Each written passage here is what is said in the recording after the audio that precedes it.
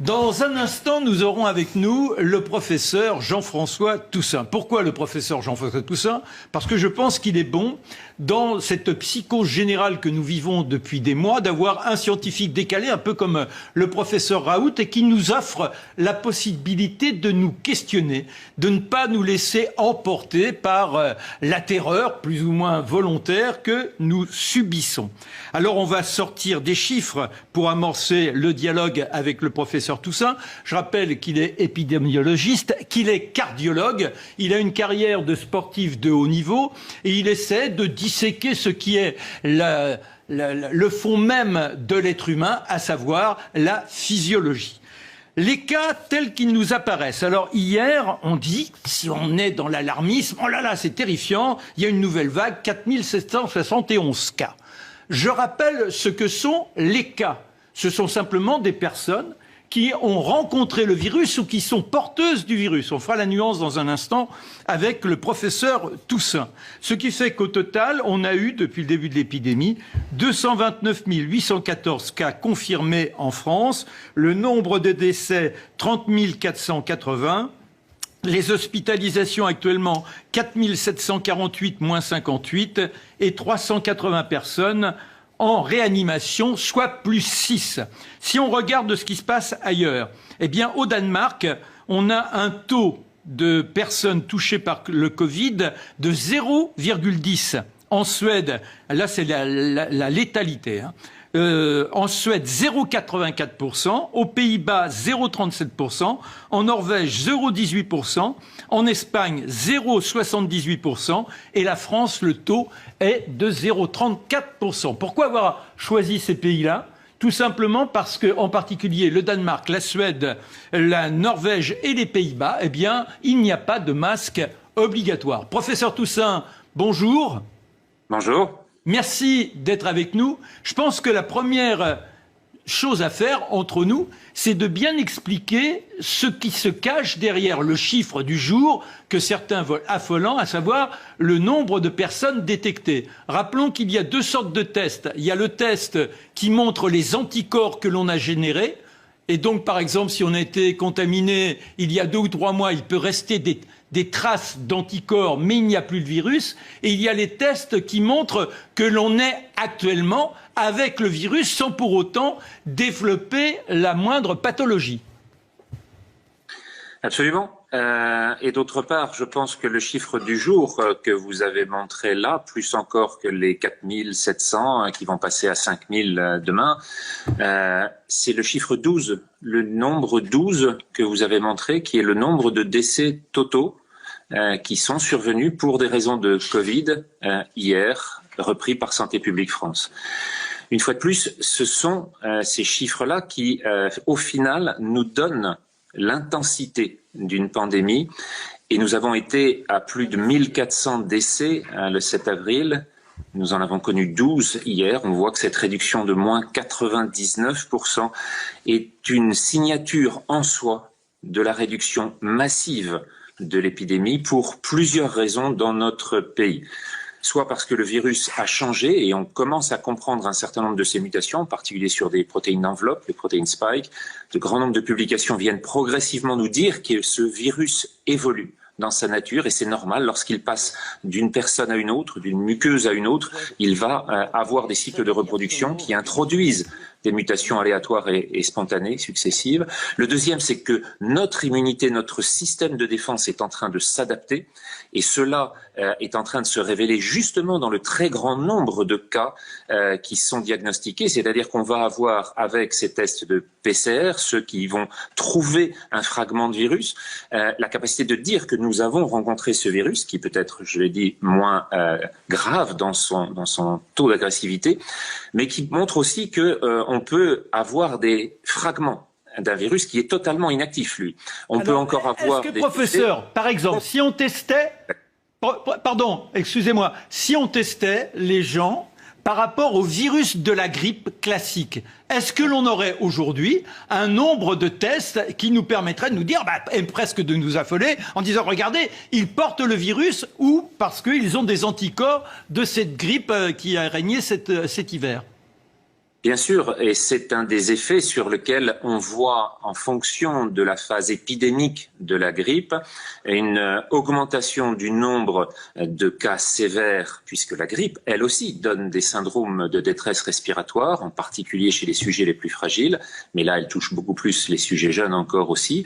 Mais on va avoir des effets qui sont mesurables sur le nombre et l'accélération du nombre de décès liés à la grippe. Et c'est à partir de cette augmentation au-dessus d'un certain seuil que l'on va pouvoir dire que ce seuil étant atteint, nous sommes en alerte pour surveiller et créer toute la veille de surveillance des réseaux sentinelles sur la grippe. Si l'on avait ce système-là actuellement pour le Covid, nous serions très en dessous du seuil d'alerte, justement parce que nous sommes descendus en dessous des 10 décès en moyenne par jour depuis plusieurs semaines. Alors, professeur, il y a le professeur Raoult.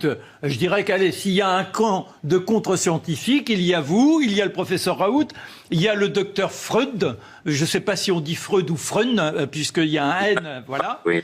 Mais bon, ça montre qu'il y a des dissensions et que l'unanimité scientifique n'est pas réalisée. Pourquoi, néanmoins, a-t-on cette psychose qui continue à terrifier nombre de personnes ? Il n'y a pas de contre-scientifiques, il y a des scientifiques qui ont tous en faveur d'une interprétation qui est la leur, d'une intuition, des hypothèses qu'ils formulent et qui doivent se trouver vérifiées. Et c'est la confrontation de ces hypothèses qui nourrit le débat scientifique. Et à la fin, à un moment donné, la réalité s'impose, soit parce qu'on arrive à la reproduire en laboratoire, soit parce que dans une phase épidémique comme c'est le cas, finalement la réalité est celle-ci.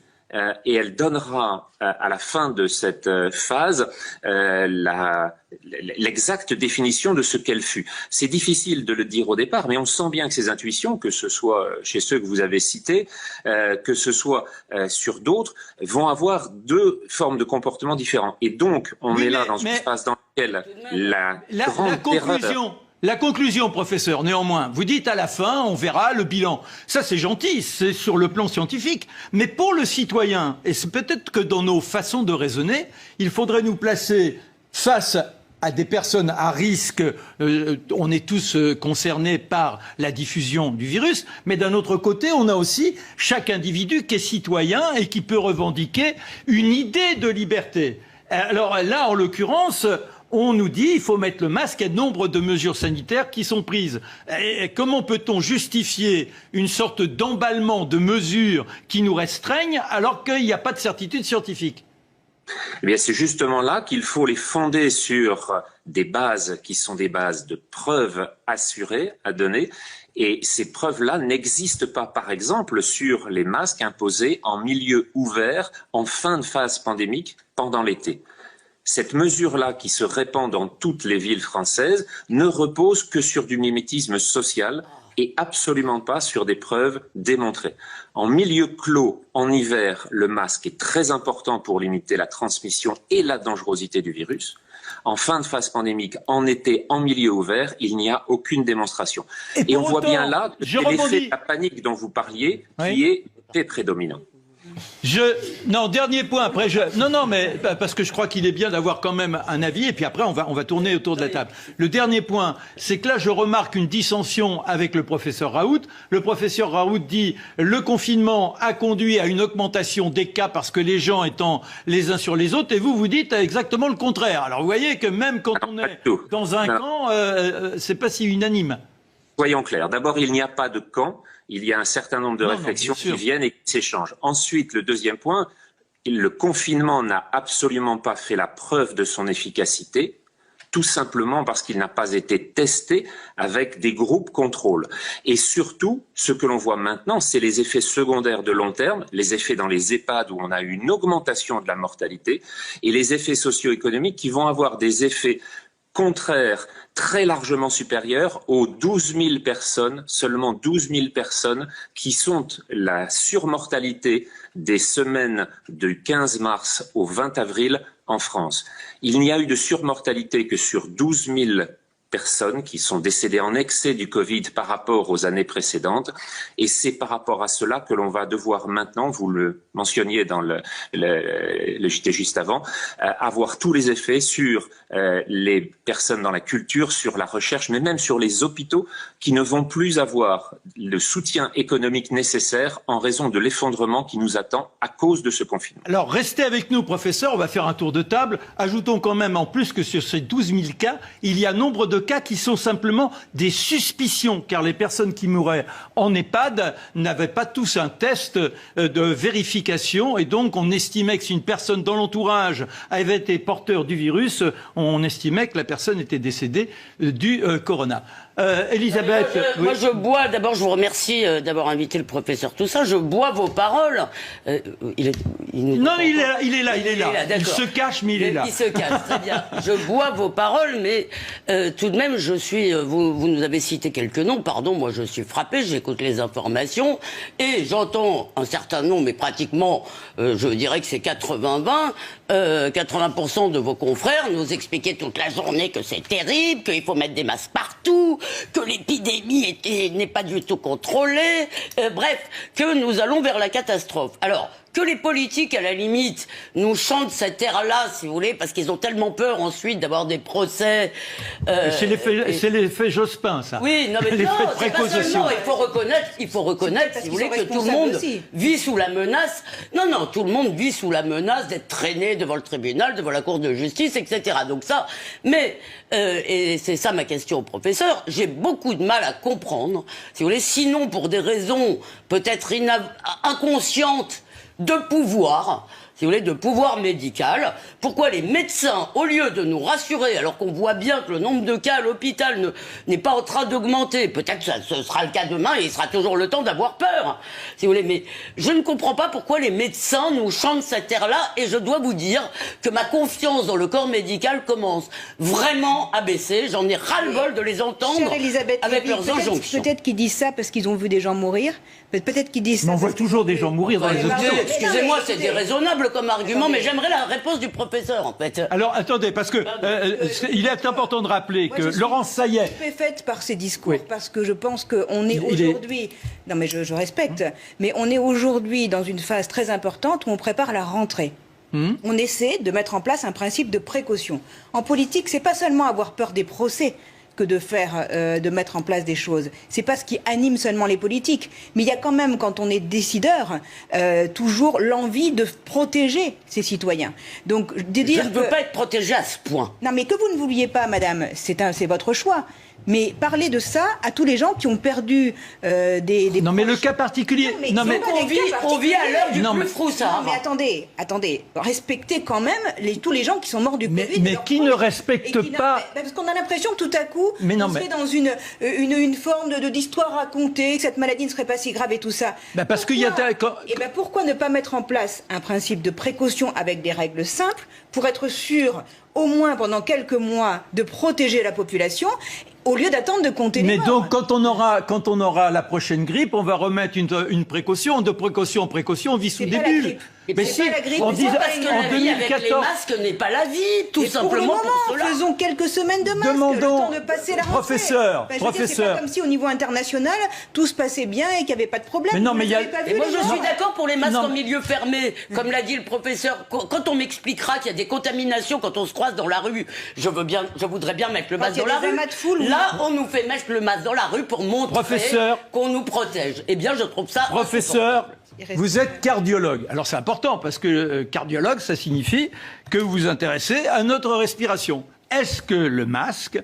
Moi, quand je fais du sport, j'imagine pas, même quand je le porte comme ça, rarement, mais ça m'arrive quand même, il y a une sorte de suffocation. Oui. Les enfants vont être confrontés, on a eu hier les déclarations du ministre, dès l'âge de 11 ans, ils vont devoir supporter toute la journée un masque.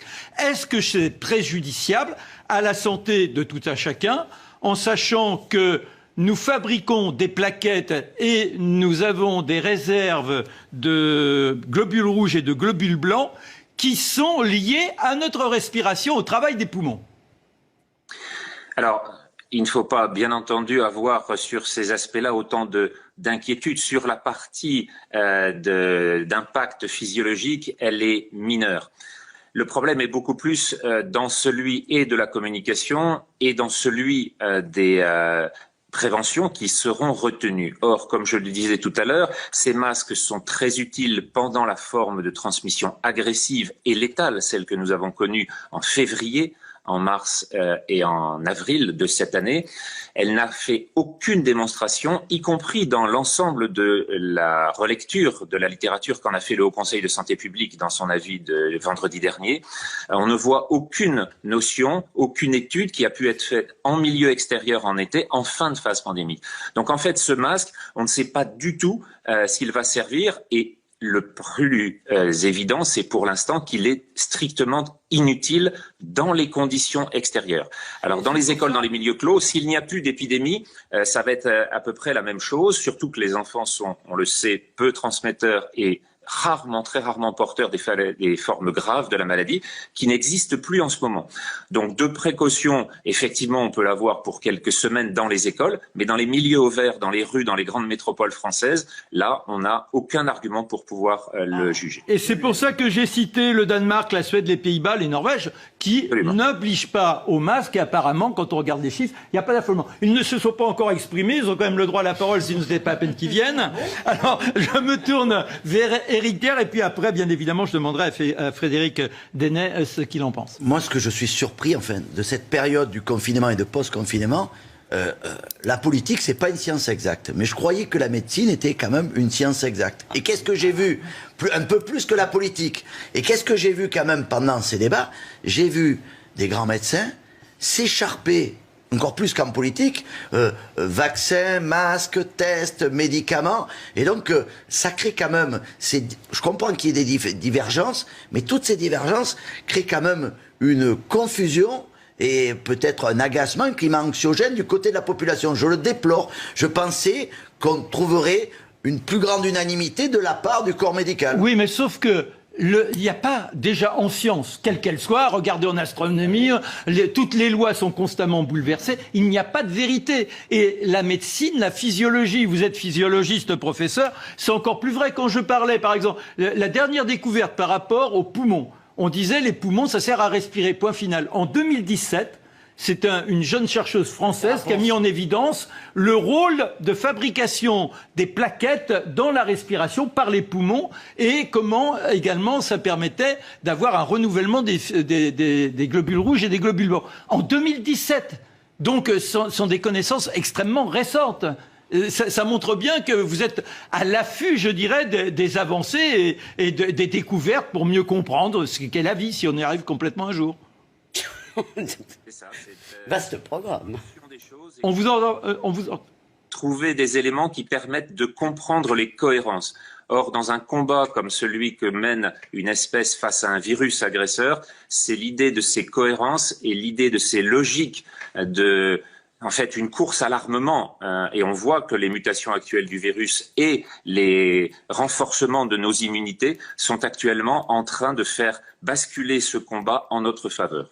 Et est-ce que c'est pas constant, et je demande après à Frédéric Deney son avis, mais est-ce que c'est pas constant dans toute l'histoire? Moi j'ai fouillé beaucoup sur l'histoire des épidémies, et on s'aperçoit qu'il y a toujours cette adaptation. On a même des maladies qui ont totalement disparu, sans parler de la peste, mais des maladies qui existaient sous l'Antiquité, qui faisaient de véritables ravages et qui ne sont jamais réapparues.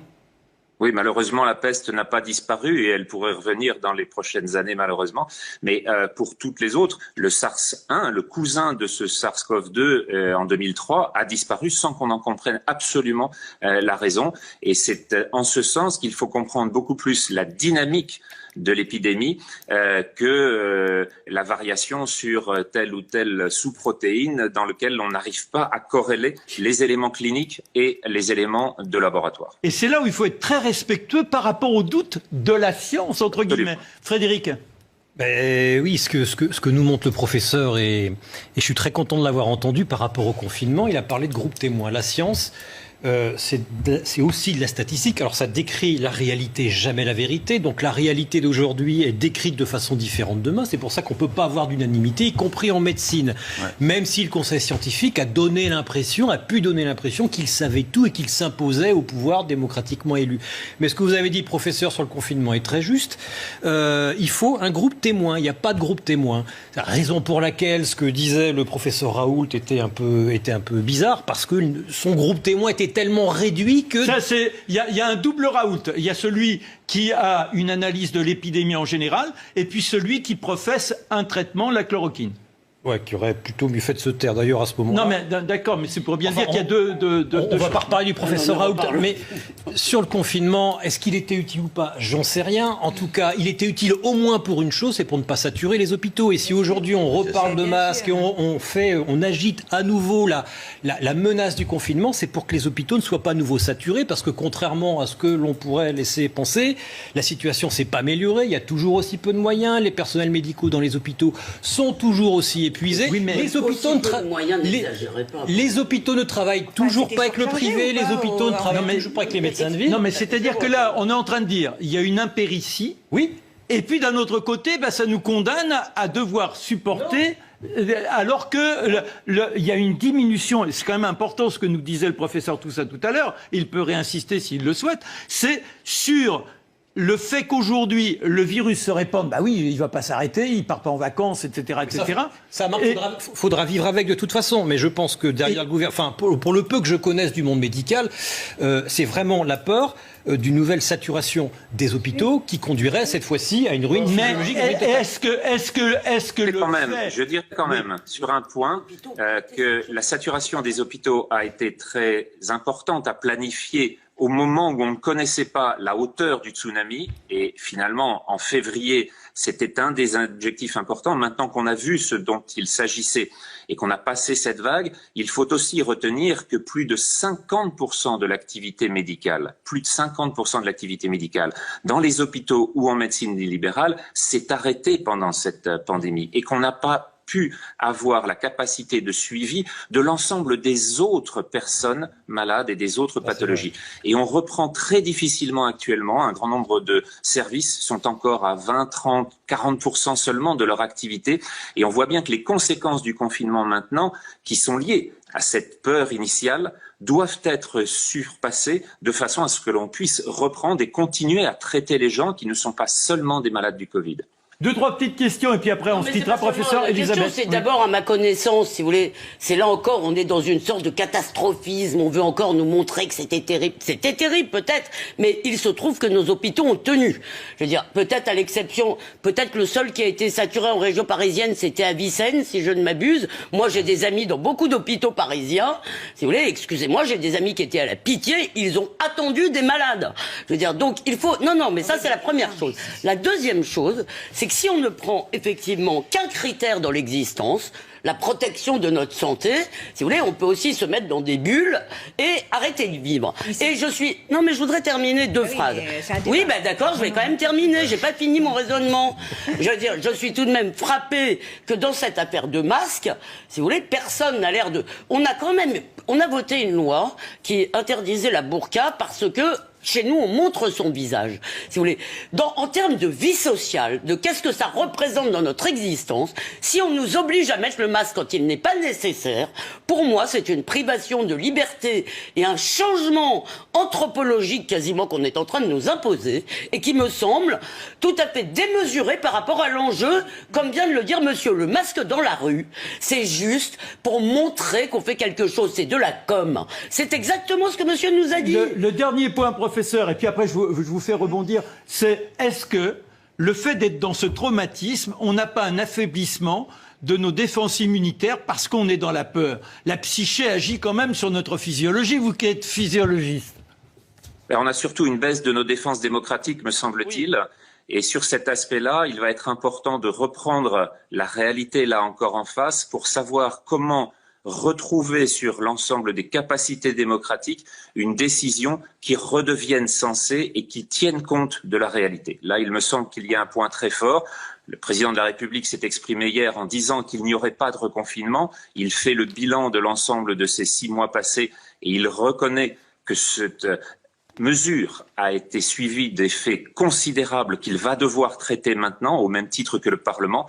Et il me semble que là, dans les mois et les années qui viennent, nous allons devoir faire un énorme effort d'immunité collective sur ces sujets. Voilà, bon, bah écoutez, merci professeur Toussaint de nous avoir donné votre avis. C'est un avis qui est rarement entendu et ça nous permet, j'espère, à tout à chacun, d'avoir une réflexion et en conscience de faire agir son libre arbitre. On va changer de sujet.